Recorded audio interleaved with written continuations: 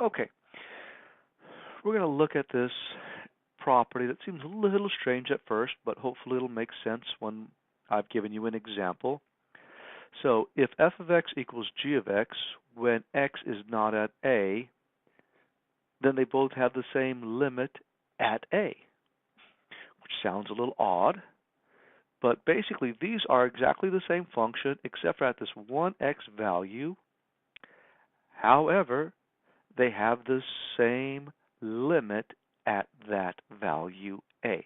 So, let's take a look at what I have written down here. The limit of this formula, which is the quantity x plus h squared minus x squared all over h as h approaches 0. First of all, it would be nice if I could simply substitute in 0 for h and evaluate, but I cannot because that would put a 0 in the denominator.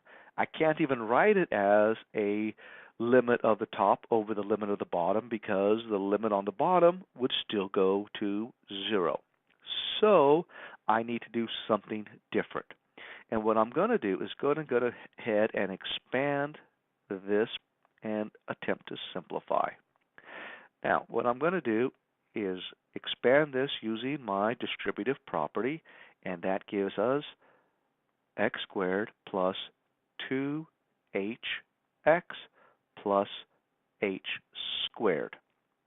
And then I'm going to, of course, have my minus x squared term on all over h. Now, I'm going to combine like terms.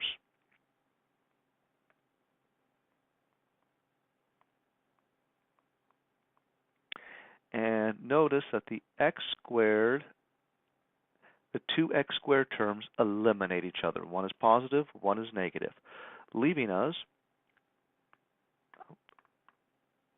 2hx plus h squared all over h.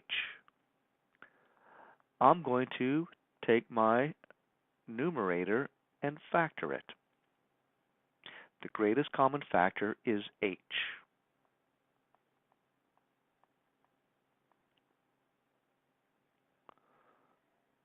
Now notice what I still have here is not defined when h is 0. I cannot use this formula because if I was to plug in h for 0, I would get something that's not defined. However,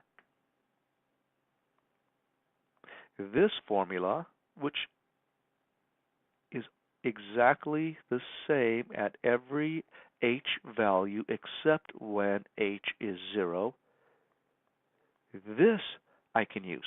Now you might ask yourself, didn't you just reduce the h? And the answer is yes, I did just reduce the h, but I produced something that was actually different. Because this new object can be evaluated directly when h equals 0, but the old object could not.